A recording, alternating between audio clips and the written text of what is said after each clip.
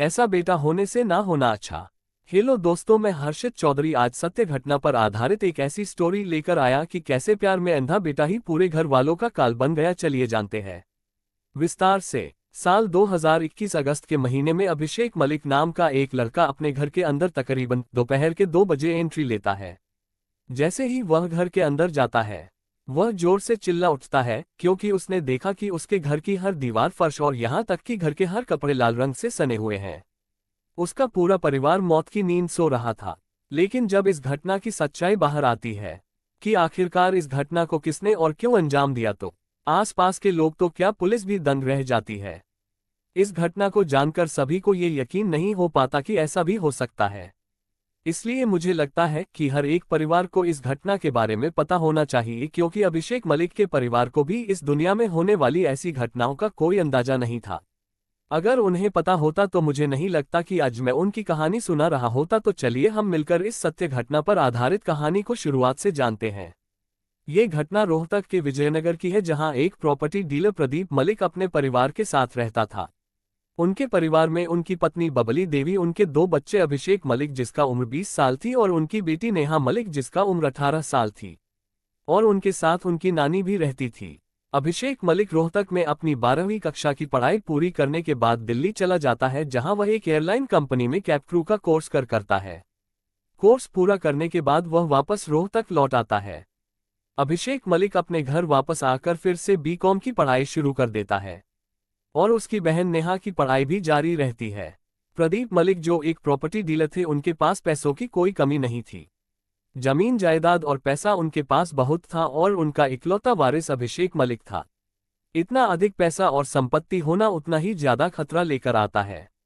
इसलिए सुरक्षा के लिए प्रदीप मलिक ने हथियारबंद बॉडीगार्ड रखे हुए थे और कुछ हथियार भी घर में रखे थे। इसके अलावा घर के अंदर एक तमंचा यानी एक गन भी रखी थी, जिसे अभिषेक और उसके पूरे परिवार को चलाना सिखाया गया था, ताकि किसी भी आपातकालीन स्थिति में वे खुद का बचाव कर सके। अब तक सब कुछ ठीक चल रहा था। पूरा परिवार खुशी खुशी अपनी जिंदगी जी रहा था। लेकिन अचानक अभिषेक मलिक के स्वभाव में कुछ अजीब बदलाव आने लगे। उसकी हरकतें इतनी बदल चुकी थी कि परिवार के सदस्य परेशान हो गए थे। वे ये सोचने लगे कि आखिर यह क्या हो रहा है। इसी दौरान उसकी बहन नेहा मलिक ने एक दिन अपने भाई को कुछ ऐसा करते हुए देख लिया, जिसे देखकर वह शॉक हो गई। उससे तो ये भी नहीं सोचा था कि उसका भाई ऐसा कुछ करेगा। खैर, जो कुछ भी नेहा ने देखा था वह इस घटना का मुख्य कारण बन जाता है। ये घटना आगे की कहानी का अहम हिस्सा बन जाती है, जिसे आप धीरे धीरे जानेंगे। समय और घटनाएं बीत जाती हैं और अब समय आ चुका था कि कुछ गंभीर घटनाएं घटने वाली थी। अगस्त 2021 का महीना था, जब सुबह सुबह अभिषेक मलिक अपने दोस्तों के साथ पार्टी करने के लिए होटल जाता है। वहां वह खूब पार्टी करता है और एंजॉय करता है। फिर तकरीबन दोपहर के 2 बजे वह अपने घर वापस लौटता है। घर पहुंचकर वह दरवाजे पर खड़ा होकर डोरबेल बजाता है, लेकिन काफी देर हो जाती है। लेकिन घर के अंदर से कोई दरवाजा नहीं खोलता। इस पर अभिषेक ने अपनी मां को कॉल किया, लेकिन उसने कॉल नहीं उठाए और ना ही कॉल बैक किया। थोड़ी देर इंतजार करने के बाद उसने पापा, बहन और नानी को भी कॉल किया, लेकिन किसी ने कोई जवाब नहीं दिया और ना ही कॉल बैक आया। दरवाजा भी नहीं खुला। अब अभिषेक को घबराहट होने लगी और वह काफी डर गया था। डर के मारे उसने अपने मामा को कॉल किया और बताया, अंदर से कोई दरवाजा नहीं खोल रहा है, ना ही कोई कॉल पिक कर रहा है। ऐसा क्यों हो रहा है मुझे नहीं पता, मुझे बहुत डर लग रहा है। आप जल्दी से आ जाओ। माँ ने जवाब दिया, तुम चिंता मत करो, मैं अभी आता हूँ, क्योंकि मामा आसपास के इलाके में रहते थे। कुछ ही देर में वह गाड़ी लेकर वहां पहुंच गए। मामा के आने के बाद स्थानीय लोग भी वहां जमा हो गए थे। मामा के साथ जैसे तैसे घर के अंदर एंट्री ली जाती है। जैसे ही सभी लोग घर के अंदर प्रवेश करते हैं, वहां का नजारा देखकर सबके होश उड़ जाते हैं। सबसे पहले अभिषेक ने ग्राउंड फ्लोर पर देखा कि उसके पिता प्रदीप मलिक जमीन पर बुरी हालत में पड़े हुए थे। देखते ही ऐसा लग रहा था जैसे किसी ने प्रदीप मलिक को करीब से गोली मारी हो और सिर पर पट्टी बांधकर उनका काम तमाम किया हो। हिम्मत जुटाकर अभिषेक मलिक आगे बढ़ता है और फर्स्ट फ्लोर पर जाता है। वहां पहुंचने के बाद उसने देखा कि उसकी बहन नेहा मलिक भी अपने कमरे में उसी हाल में बिखरी पड़ी थी। जब उसने अपने कमरे में झांका तो देखा कि उसकी नानी और मां का भी वही हाल थी। उसकी नानी बेड पर पड़ी हुई थी और उसकी मां जमीन पर बिखरी हुई थी। घर की दीवारें और फर्श लाल रंग से सनी हुई थी। इसका मतलब था कि अभिषेक मलिक का पूरा परिवार उजड़ चुका था और अब सिर्फ वह खुद बचा था। इतना होते ही पुलिस भी मौके पर पहुंच जाती है और यह सब देखकर दंग रह जाती है। सबसे पहले चारों शवों को पोस्टमार्टम के लिए भेजा जाता है, लेकिन इससे पहले ये देखा गया कि नेहा मलिक की सांसें चल रही थी, इसलिए उसे तुरंत अस्पताल भेजा जाता है। हालांकि इलाज के दौरान अफसोस की बात है कि वह भी दुनिया छोड़कर चली जाती है। पुलिस इस स्थिति को लेकर थोड़ी परेशान और हैरान थी। उनका सवाल ये था कि अगर प्रदीप मलिक का कोई दुश्मन था और वह दुश्मनी निकालने के लिए पूरे परिवार को खत्म करने के लिए उनके घर आया था, तो अभिषेक मलिक को कैसे छोड़कर गया? आखिरकार वह इकलौता वारिस था।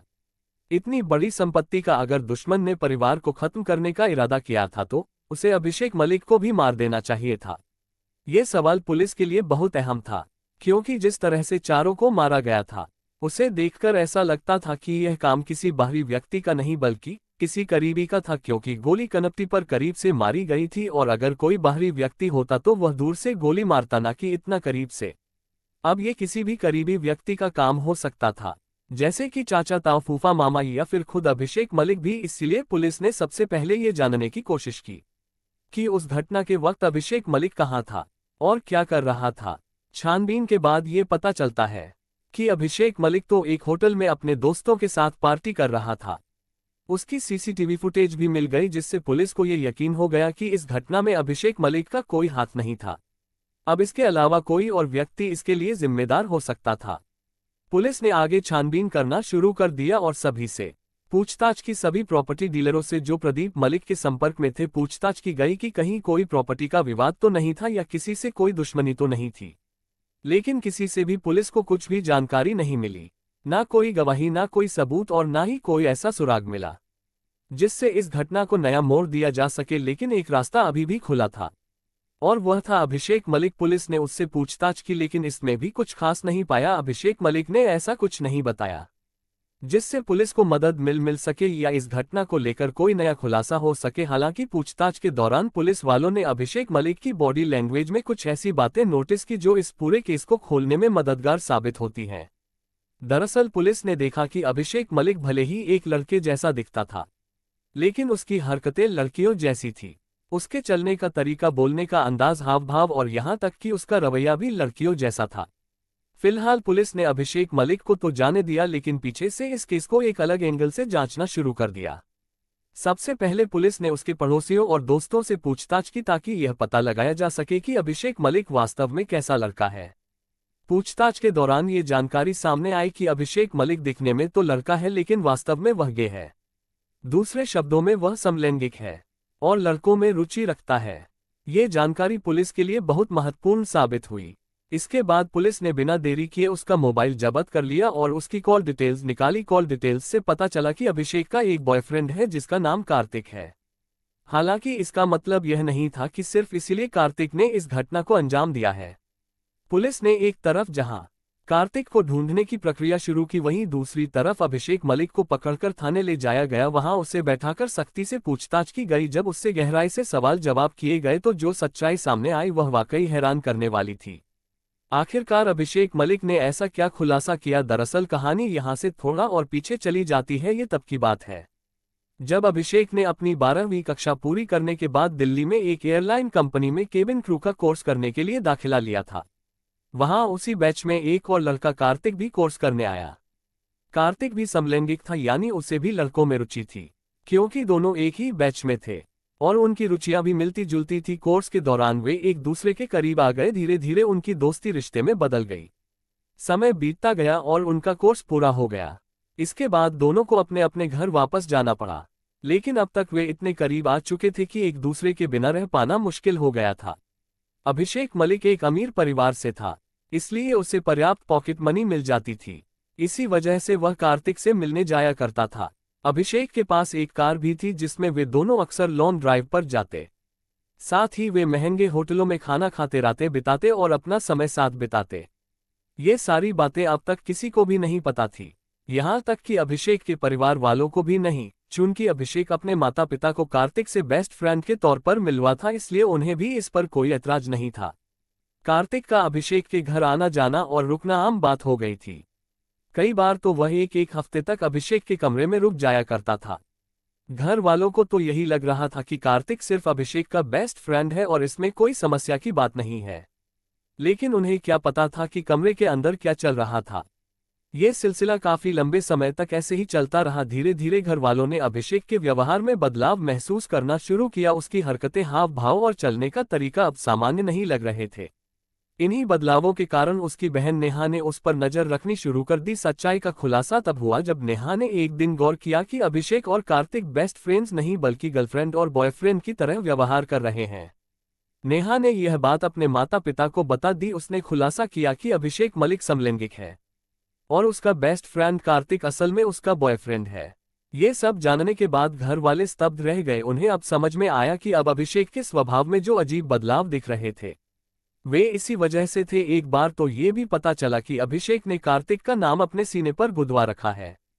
इन सारी बातों को लेकर घर वालों ने अभिषेक को समझाने की कोशिश की, लेकिन बात इतनी बढ़ गई कि एक बार उसकी पिटाई भी हो गई। इस घटना के बाद अभिषेक के दिल में अपने परिवार के प्रति गुस्सा और नफरत पैदा हो गई। अब उसके मन में केवल एक ही ख्याल था, किसी भी तरह अपने बॉयफ्रेंड कार्तिक से शादी करके कहीं दूर भाग जाना और वहां अपनी एक नई दुनिया बसाना। लेकिन ये सब करने से पहले उसे खुद को एक लड़की में बदलना जरूरी लगा। अभिषेक को अपने प्लान को अंजाम देने के लिए करीब 5 लाख की जरूरत थी। इसीलिए वह अपने घर वालों के पास गया और साफ साफ कह दिया, मुझे जेंडर चेंज कराना है और मैं कार्तिक से शादी करके कहीं दूर चला जाऊंगा। मुझे 5 लाख रुपए चाहिए। लेकिन घर वालों ने ये सुनते ही साफ इनकार कर दिया। उन्होंने सख्त लहजे में कहा, तुम ऐसा कुछ भी नहीं करोगे। इसके बाद अभिषेक का घर से बाहर निकलना बंद कर दिया गया। उसका कार्तिक से मिलना जुलना भी पूरी तरह रोक दिया गया। जहां दोनों रोज मिला करते थे, अब वहां जाना मना हो गया। इस स्थिति में अभिषेक बुरी तरह बेचैन हो गया। वह किसी भी तरह कार्तिक से मिलने के लिए उतावला था, लेकिन अब वे हफ्तों तक भी नहीं मिल पा रहे थे। इधर अभिषेक का मन बेचैन था और उधर कार्तिक भी उसी हाल में था। अभिषेक ने घर में बैठे बैठे ही एक योजना बनानी शुरू कर दी। उसने तय कर लिया कि कुछ भी हो जाए उसे कार्तिक से मिलना और उससे शादी करना है। लेकिन ये तब तक संभव नहीं हो सकता था जब तक कि उसे रोकने टोकने वाला कोई ना हो। यही सोचते हुए अभिषेक ने अपने पिता की अलमारी में रखा तमंचा चुराने की योजना बनाई। उसे पता था कि उसके पिता ने ही उसे तमंचा चलाना सिखाया था। एक रात जब सब सो रहे थे, उसने दबे पांव अलमारी से तमंचा निकाल लिया। अगली सुबह वह अपने प्लान को अंजाम देने के लिए तैयार हो गया। सबसे पहले वह अपनी बहन नेहा के कमरे में गया। वहां पहुंचते ही उसने टीवी की वॉल्यूम बहुत तेज कर दी ताकि बाहर कोई आवाज न सुन सके। अभिषेक अपनी बहन के कमरे में जाकर दरवाजे को अंदर से बंद कर देता है।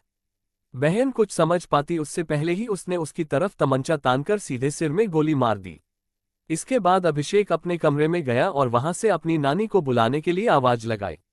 उसने नानी से कहा कि वह उन्हें अपनी गिटार की धुन सुनाएगा क्योंकि वह गिटार बजाने में रुचि रखता था।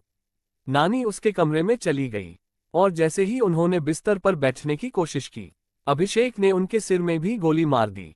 इसके बाद वह दबे पांव नीचे उतरा और अपनी मां के पास गया जो उस समय रसोई में खाना बना रही थी। अभिषेक ने अपनी मां से कहा, नानी मेरे कमरे में है। उसकी मां खाना लेकर नानी को देने के लिए ऊपर जाने लगी और अभिषेक भी उनके पीछे पीछे चल दिया। जैसे ही उसकी मां ने कमरे में नानी का खून से लथपथ शव देखा, वह घबराकर पीछे मुड़ी और अभिषेक से कुछ कहने की कोशिश की। लेकिन इससे पहले कि वह कुछ बोल पाती, अभिषेक ने बिना देर किए उनकी भी सिर में गोली मार दी। अब घर में केवल उसके पिता बचे थे, जो नीचे किसी प्रॉपर्टी डीलर से बातचीत कर रहे थे। अभिषेक दबे पांव अपने पिता के पास पहुंचा और उनके पास जाकर चुपचाप बैठ गया। जैसे ही उसे मौका मिला, उसने बिना देरी किए उनके कनपटी पर बंदूक तानी और गोली चला दी। इस घटना को अंजाम देने के बाद उसने घर के मुख्य दरवाजे को अंदर से लॉक कर दिया। फिर वह चुपके से अपने बॉयफ्रेंड कार्तिक के पास चला गया, जो एक होटल में पार्टी कर रहा था। होटल में पहुंचकर अभिषेक ने पार्टी का भरपूर आनंद लिया।